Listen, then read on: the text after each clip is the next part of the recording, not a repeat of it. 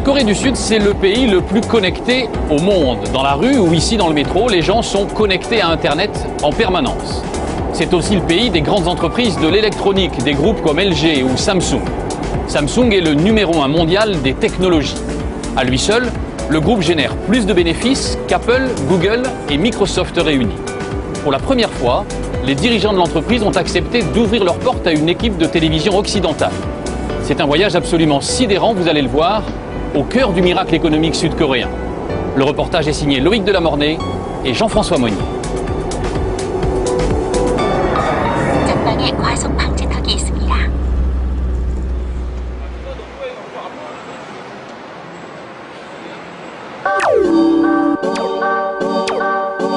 Il était une fois Madame Lee, ménagère coréenne. Comme chaque matin, elle posait cette question: miroir, mon beau miroir, suis-je toujours aussi belle? Et grâce au capteur laser installé au plafond, son miroir lui répondait. Je recherche vos paramètres santé. Masse graisseuse, 11,5%. Pulsation cardiaque, 90. Température, 36 degrés 9. Mon miroir dit que j'ai une excellente condition physique. Madame Lee doit ensuite préparer le déjeuner et se heurte à une autre interrogation: que manger aujourd'hui? Je présente cette assiette et l'ordinateur reconnaît quel type de viande c'est et me propose une recette. Ce midi, Madame Lee mangera donc du barbecue de porc avec des patates. Problème, l'ordinateur du réfrigérateur indique qu'il ne reste plus assez de pommes de terre dans le bac à légumes. La mère de famille commande immédiatement un nouveau paquet qui lui sera livré. Elle paie en ligne grâce à un système de reconnaissance faciale. En Corée, le miroir de Blanche-Neige a pris un sacré coup de vieux. Et le futur imaginé par Samsung va encore plus loin que le conte de fées. Le monde de Madame Lee sera peuplé de stylets traducteurs pour décrypter un menu au restaurant à l'étranger. De cartes de crédit intelligentes qui regroupent toutes les cartes de paiement. De pare-brise tactiles qui équipent les voitures. D'écrans souples, faciles à dérouler et incassables. Good job. Ou encore de cet incroyable appareil qui imprime des vidéos sur papier, le Polaroid de demain. Science-fiction. Samsung assure que ces innovations arriveront sur le marché dans 5 ans. Et elle les présente au public dans des maisons du futur étincelantes en plein cœur de Séoul. Ces murs cascades d'eau qui sont en réalité de la vidéo et où s'incruste votre télévision existent déjà. La marque a les moyens de ses ambitions et fait la fierté de toute une nation. Avec Samsung, demain sera coréen. C'est depuis l'enfance que tous les Coréens, mais absolument tous, savent que Samsung est la meilleure entreprise du pays. Pourquoi est-ce que tout le monde rêve d'y entrer? Parce que Samsung est parti de rien, dans un tout petit pays qui est la Corée. Et c'est devenu depuis la première entreprise high-tech du monde. Tous les gens voient dans Samsung le miracle économique coréen. Il a fallu presque 6 mois de négociations pour prendre la direction de Suwon, à 1 heure de route de la capitale. Soudain, surgit un long mur, une enceinte qui court sur des kilomètres et protège une ville dans la ville. Bienvenue à Digital City.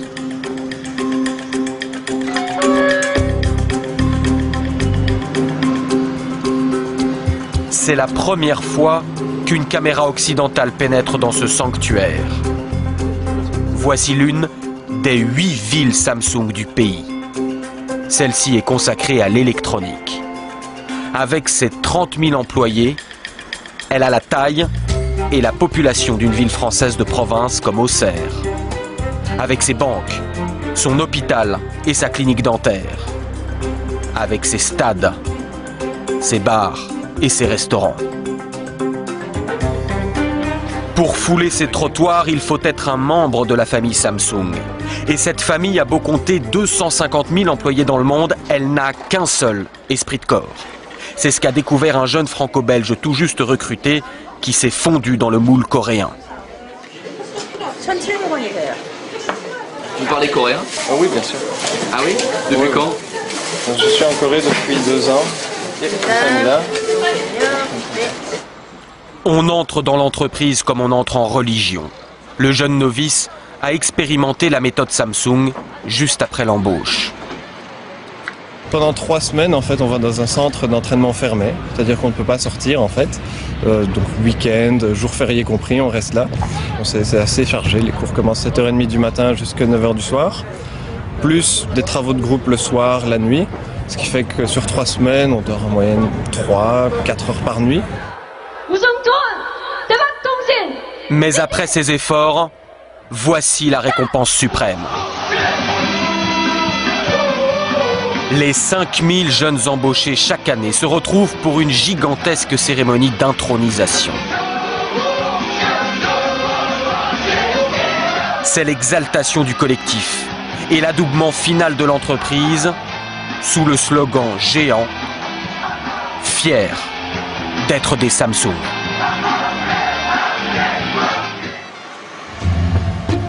Cette fierté est racontée au cœur de Digital City qui a son propre musée. Les Digitaliens, comme ils s'appellent, vouent un véritable culte au fondateur de Samsung, Byung-Chul Lee. Il a créé en 1938 une petite épicerie de riz et sucre qu'il appelle Samsung, qui signifie 3 étoiles en coréen. 3 étoiles pour 3 valeurs fondatrices. Devenir grand, devenir fort, durer éternellement. Et les efforts paient. Samsung fait entrer les Coréens dans l'ère de la consommation. Ces publicités sont des promesses de foi. Samsung va conquérir le monde avec ses produits bon marché. Mais ce n'était pas encore assez pour satisfaire l'ambition de ses dirigeants à la poigne de fer. En 1995, notre président offrit des téléphones portables à ses amis et à sa famille. Mais certains d'entre eux avaient des petits défauts. Le président décida alors de brûler toute la production de 150 000 téléphones devant les employés. Toutes leurs heures de travail sont parties en fumée, les ouvriers pleuraient. Mais le président voulait nous donner un électrochoc. Et depuis, nous faisons de la qualité. Sa force de frappe, Samsung la doit à son armée de 40 000 chercheurs maison. C'est 3 fois plus de scientifiques que tout le CNRS français. Derrière ces façades se cachent des centres de recherche parmi les plus secrets du monde. Inimaginable que notre caméra y pénètre, les enjeux industriels se chiffrent en dizaines de milliards d'euros. Pas question que nous filmions un schéma qui pourrait être décortiqué par un concurrent. Nous n'aurons d'autre aperçu que ces quelques images fournies au compte-gouttes par l'entreprise. C'est la raison pour laquelle, s'il est difficile d'entrer à Digital City, il est encore plus dur d'en sortir. Le soir, chaque voiture est minutieusement fouillée. Et en quittant les bureaux, tous les employés passent une véritable douane. La peur des espions industriels, une vraie paranoïa. Aucun salarié ne peut sortir avec son ordinateur ou tout autre appareil électronique. Tout doit être laissé au bureau. De toute façon, il n'est pas facile de quitter la famille Samsung. Après le travail, beaucoup d'employés rempilent et restent à Digital City dans l'une des nombreuses associations de l'entreprise, comme ce cours de cuisine chinoise.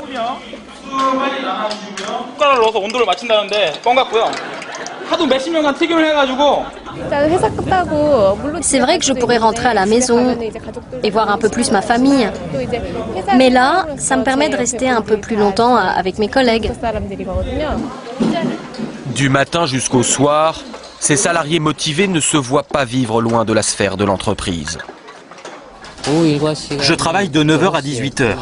Après, je fais des activités comme ce cours de cuisine. Puis je retourne travailler un peu à mon bureau jusqu'à 21h environ. Après, je rentre chez moi, je retrouve ma femme et mes enfants, et une fois qu'ils sont couchés, je retravaille pour mon autre association Samsung, un club de construction de robots, jusqu'à 2h du matin.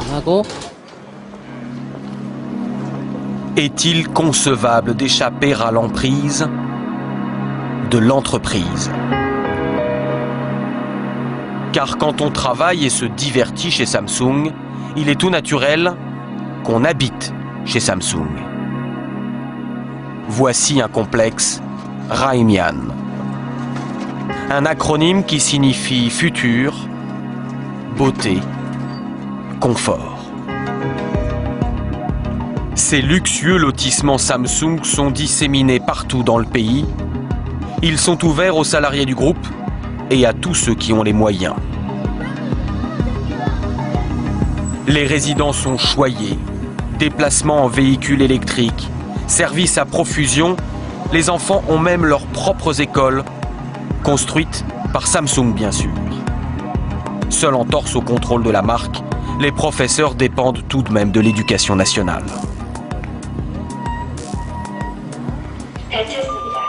Nous avons rendez-vous chez la famille Nam. Ce couple de cadres avec 2 enfants a acheté ce 120 mètres carrés 700 000 €. Tout l'appartement est équipé en domotique et la technologie est telle que parfois les parents doivent appeler leur fils à la rescousse. Vas-y, Johnny, toi qui connais bien l'écran du frigo.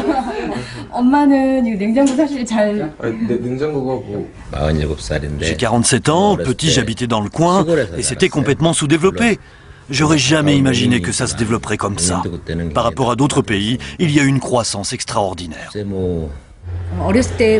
Moi, je me rappelle qu'enfant, la seule chose qui comptait, c'était l'éducation. C'est grâce à ça que Samsung s'est doté de cerveau et a réussi. Dans ce monde, la seule chance de survie, c'est le savoir. Études, travail, réussite. On dort peu en Corée. Et le pays du matin calme n'a jamais aussi mal porté son nom.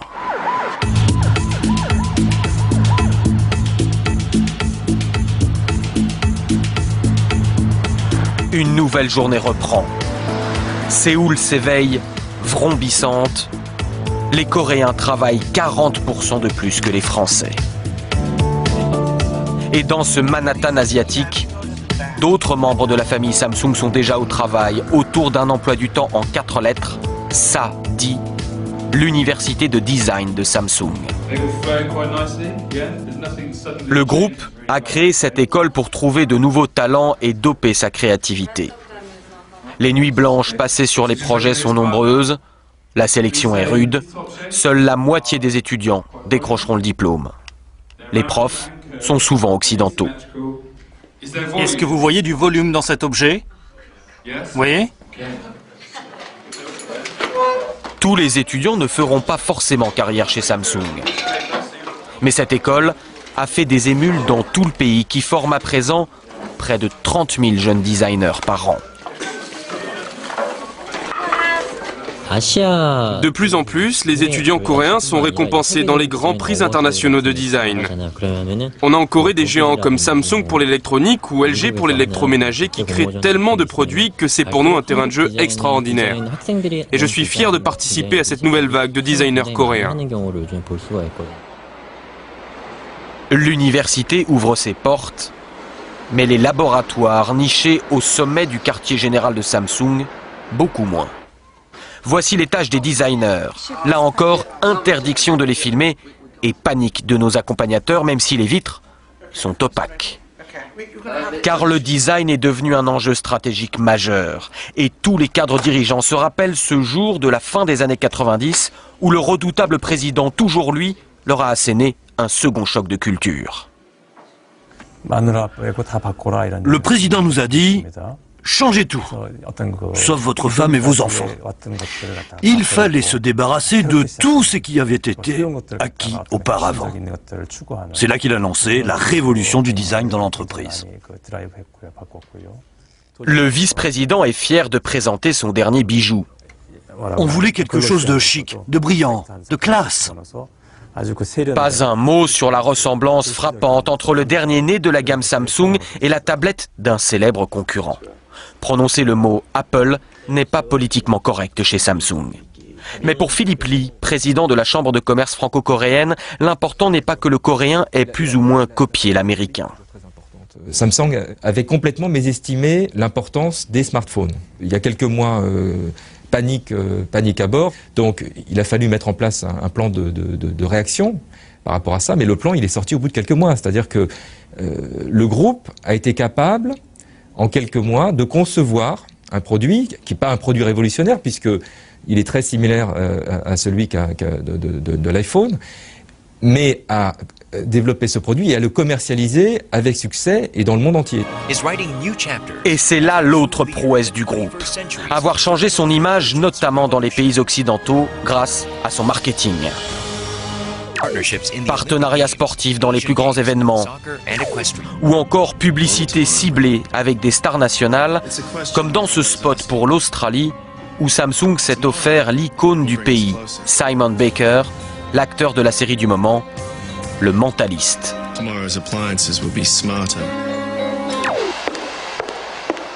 Celle qui remplit vos écrans publicitaires et joue avec vos désirs de consommation, c'est elle, la vice-présidente Young-hee, grande prêtresse du marketing.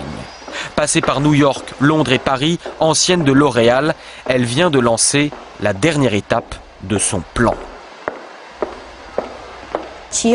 Jusqu'ici, on adaptait notre stratégie publicitaire en fonction des pays, un acteur australien pour l'Australie, etc.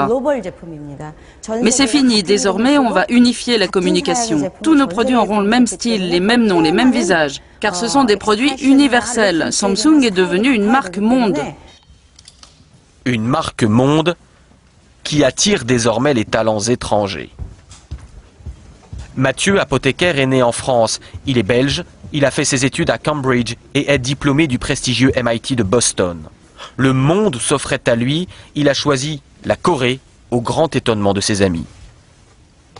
Au début, il s'interroge un peu sur pourquoi est-ce que je voudrais partir en Corée alors que je pourrais trouver un emploi à New York ou un emploi à Paris ou à Los Angeles.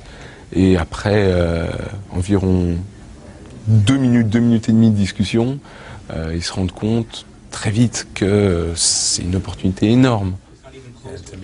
Samsung prise ses profils occidentaux. Mathieu, apothicaire, fait partie d'un service spécial, les consultants internes. Sa mission est d'aller régler les problèmes dans toutes les branches du groupe avec son regard neuf d'Européen, ce qui ne l'empêche pas d'être bluffé par son pays d'accueil.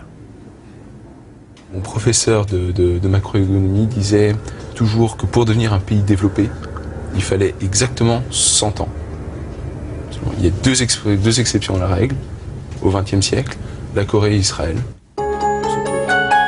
Samsung est le reflet de cette croissance exceptionnelle. C'est même son moteur. Car tout ce qu'il vous a été donné à voir n'est qu'une partie de l'iceberg. Et à côté de la tour de Samsung Electronics se dresse celle de Samsung Assurance et celle de Samsung Construction. On appelle cela un chaebol, un conglomérat en coréen. Et en la matière, le pays a construit les empires industriels les plus puissants du monde. Samsung représente 1/5 de l'économie de la Corée. Car sur les mers du globe, on bat aussi pavillon Samsung.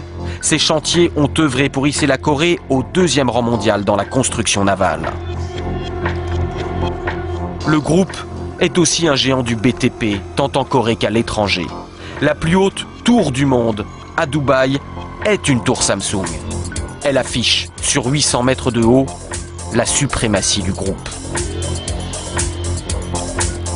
Scientifique de pointe et BTP, il n'en fallait pas plus pour que Samsung s'intéresse à l'atome. Associé à l'EDF sud-coréen, le groupe construit ses propres centrales nucléaires et l'an dernier, ses ingénieurs ont fêté un joyeux événement aux dépens de la France. Ils ont soufflé à Areva la construction de 4 réacteurs aux Émirats arabes unis.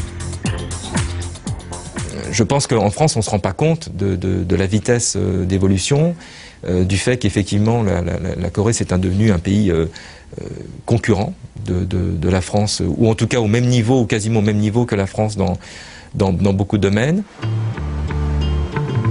Gare de Séoul.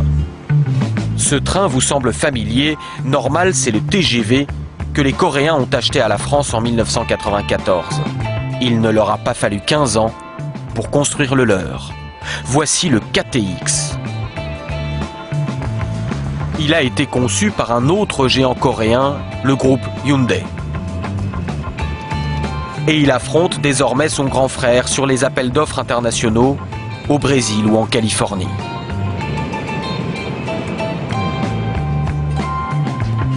Direction le sud du pays. Le voyage de 300 km explique presque tout. Devant ces plaines mornes et sans aucune ressource naturelle, la Corée n'avait pas d'autre choix que de se surpasser en misant tout sur l'exportation. Voici Busan, deuxième ville du pays. Son port et ses dizaines de milliers de voitures Samsung Motors prêtes à l'embarquement. Mais ici, plutôt que combattre le rouleau compresseur coréen, la France a choisi de s'allier avec lui. Samsung Motors a été racheté en grande partie par Renault. Le Français construit ici des voitures pour les 3 marques du groupe: Renault, Samsung Motors et Nissan. Le constructeur dispose même d'un technocentre en Corée, où les prototypes sont conçus et les voitures testées. Après la France et l'Allemagne, la Corée est le 3e marché de Renault. Et désormais, quand la marque aux losanges lance une nouvelle berline, elle ne l'inaugure plus dans son pays natal, mais ici, en Corée. Notre voiture la plus vendue, c'est ce qu'on appelle la SM5.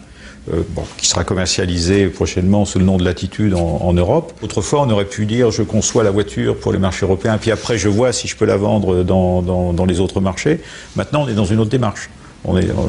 Quand les volumes sont presque plus importants hors d'Europe qu'en Europe, il faut concevoir la voiture d'abord pour ces marchés-là. Toute la Corée est donc occupée par Samsung. Toute? Non. Une petite marque résiste encore et toujours à l'Empire. Et à Séoul, Astérix s'appelle Apple. Plus exactement Frisbee, car la marque à la pomme n'a pas encore suffisamment de poids pour ouvrir ses fameux magasins Apple Store. Ce n'est pas évident pour nous. Les gens ne connaissent pas encore bien la marque. C'est difficile de s'attaquer au marché coréen, mais la curiosité commence à payer. L'État coréen ne fait pas de cadeaux à l'américain. Pour des problèmes de service après-vente, l'un des hauts dirigeants d'Apple a été convoqué pour s'expliquer devant l'Assemblée nationale. Et même si Apple remporte un succès, ce sera quand même une victoire Samsung. Le Coréen est le numéro 1 mondial des semi-conducteurs et sous la coque des iPhones, les composants, et oui, sont des puces Samsung. C'est David contre Goliath. En face, Samsung étale ses Delight Center et autres showrooms ultra-modernes. Sur les écrans des ordinateurs peu de Google, le célèbre moteur de recherche n'occupe que 5% du marché coréen. Ici, on navigue sur Naver ou Dome, considéré comme plus performant. Et avant la création de Facebook, les Coréens avaient déjà leur réseau social, Cyworld. Comme pour avertir l'Occident, qu'il ne s'endorme surtout pas sur ses certitudes, car demain, votre cyberespace pourrait bien être coréen.